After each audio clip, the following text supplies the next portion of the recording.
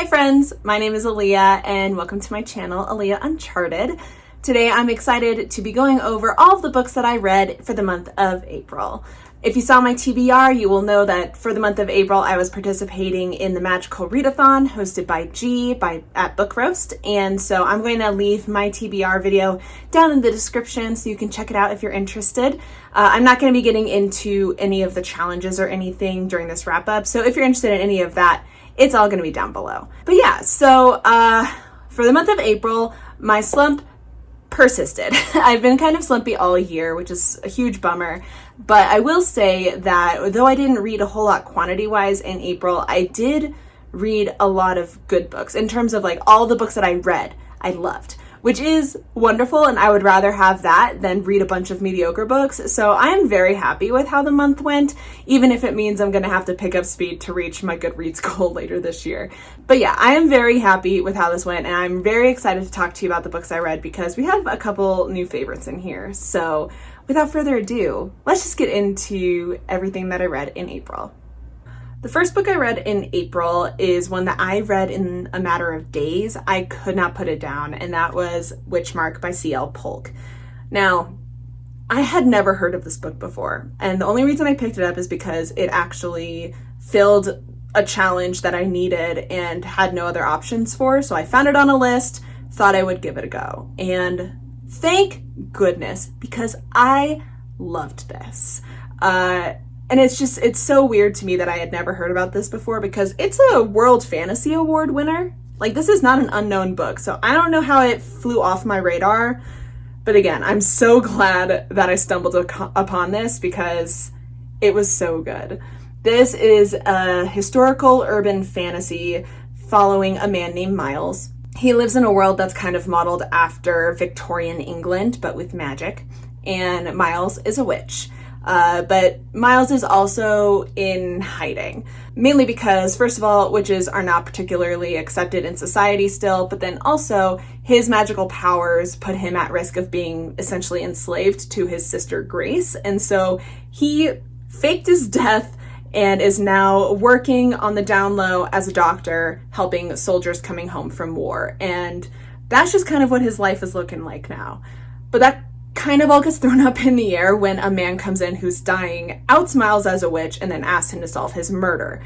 So that happens. So now Miles has to A, try to solve this murder, while B, keeping his powers a secret, and C, working with a man named Tristan, who was the one who brought the dying man in. So now this man Tristan knows Miles's identity. Miles doesn't know if he can trust him, but they're trying to work together to figure out what is going on because it's going to have far bigger implications than just a single dead man. So this was so good. There's a lot going on in here. This is an urban fantasy, which I really love. There is a murder mystery element to this, and then also a male-male romance, which we know I also love. And so it just has so many different elements that just wove together beautifully. I really loved the setting in this. It was pretty vibrant, and especially for somebody like me who doesn't generally like historical fiction, I actually really liked the way that it incorporated both the historical standards, I guess, for that time period, while also making it very clear that this is a magical version of Victorian England. But we know Aaliyah is a character-driven reader, and Miles was incredible. I loved our main character, and I love just watching him progress through the course of this novel because so much of this is about him figuring out how to assert his autonomy and how he can just assert the fact that he is powerful, even if it's not seen that way by so many other people in society. And there's just a lot to do with like oppression and persecution, and a whole lot of stuff is wrapped up in this, and I think it is woven together very well. And I also really loved Miles and Tristan's dynamic. Just seeing them interact with each other made me giggle. Like, I was just giggling, and it was just so fun and so funny, but then just so heartfelt. I love this book a heck of a lot, and I'm so grateful that I stumbled across it because now I'm so excited to see what happens next, because this is the first in a trilogy, and I need to know. So if you couldn't guess, 5 stars, so incredibly pleasantly surprised, and I cannot wait to continue with this world and this series. The next book I read in April was Light from Uncommon Stars by Rika Aoki. And I started this book in March, but I read the majority of it in April. And this is a very interesting genre-bending kind of book, because it is sci-fi, but also paranormal, but also like contemporary. We have 3 distinct main characters in this. First, we have Katrina. She is a bit of a violin prodigy, but she is a trans girl living on the streets. She ran away from home, hasn't been properly trained, and is just trying to get by. Then we have Shizuka Satomi, who is a world-renowned violin instructor. Everybody is dying to have her be their teacher because she just creates geniuses. But the thing is, the reason for that, or kind of, is because she sold her soul to the devil, and she had to sacrifice the lives of 7 violinists, and she is looking for her 7th and has her eyes on Katrina. And then our third is Lan, and she is an intergalactic refugee. She is an alien, or an extraterrestrial, I guess. She and her family have made their way to Earth and have settled at a donut shop, and they're there trying to make a new life for themselves. So we've got some sci-fi, paranormal, and contemporary. It's a very interesting mix of things, and whoever said that it's a combination of The Long Way to a Small Angry Planet and Good Omens just nailed it right on the head, because that's perfect. It's very apt description. So I feel like that's pretty much most of what I can talk about. There's donuts, there's violins. This book is a love letter to so many different things. It's a love letter to the Asian community in LA, because just the descriptions of how things change were just wonderful. It's a love letter to violin. So much of it went over my head because I am not musically inclined at all, but I still could appreciate how much was going into making sure so many things were accurate and really getting into what it takes to be a violinist. And then the food. The food descriptions were near pornographic, and made me so hungry. And they were so good. I loved the writing in this. I will say it is a very slow moving, character driven novel, which is my jam 100%. It's so based in the characters and the relationships with themselves and with each other, and how they grow and help each other to grow. And it was excellent. It took me a really long time to read this because I was just savoring it. It really lends itself to a slow read to really savor both the language and the story. And I loved it. I gave this 5 stars. I will say, check the trigger warnings. There's a trigger warning for sexual assault in this, and a few others. So if you are sensitive to that, please check that out. But I adored this. I adored this a lot, and I'm so happy I finally got around to it, because this just makes me just sigh in contentment. It's just so good. The last full-length novel that I read in April was Agatha of Little Neon by Claire Luchette. This is the book that I chose for my buzzword reading challenge. They were all size words, so it's the word little. And this was also a gift from my wonderful friend Devin, who had heard about it on NPR and just gave it to me for my birthday or Christmas or something. I had never heard of this before she gave it to me, and so this is another one where I went in kind of blind. All I knew is it was about nuns. And so this is a book about a group of nuns, but really about a specific nun named Agatha. And Agatha and her 3 sisters end up having to leave the church where they had been living and working because the diocese went broke.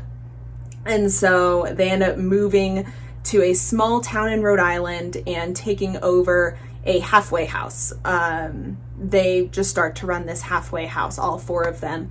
And this is really following Agatha as she adapts to a new way of life, because before they were fairly secluded, just doing religious life and really nothing else. Whereas now they have to talk to people, they have to interact with people, and especially those who, were or are drug addicts and ex-cons and other people who are trying to get back on their feet. And so this is a lot about Agatha learning about and from these people, and also questioning if the way that she has been living is the way that she wants to continue to live, if everything she's been told, everything that she's been taught is the way that the world actually works. This has been described as a story of somebody falling out of love with religion, and that's fairly accurate. This is a very subtle, quiet book. There is nothing preachy or overt about this. It is told in little moments that would make Agatha just second guess things and think a little bit more deeply, think a bit deeper about just the way that she had been living for the last decade or so since she became a sister. And so it was just a very quiet, subtle, but powerful novel. This is very relatable to me because there are a lot of things that she goes through in here that I could relate to a whole heck of a lot. I think this is a very valuable book, especially for just getting the perspective of people who do get very much into religion. This is Catholicism in particular, but then having to reckon with how your values and the way that you can see the world doesn't really line up with how your faith tells you you should be seeing things. There's so much going on in here, and I just really, really, really enjoyed this. Felt slightly attacked at how real this felt, but like there were things that were just so raw but mundane, and I really, really, really enjoyed this. I gave us 4 stars. I would highly recommend it if you're looking for just a different perspective on these things, and it was very good. And I, again, highly recommend. Last but not least, I finished off the month reading a couple of short stories, and that is Love Song, Feral Song, and Love Song Part 2, all by TJ Klune. These are short stories that take place within the Green Creek series.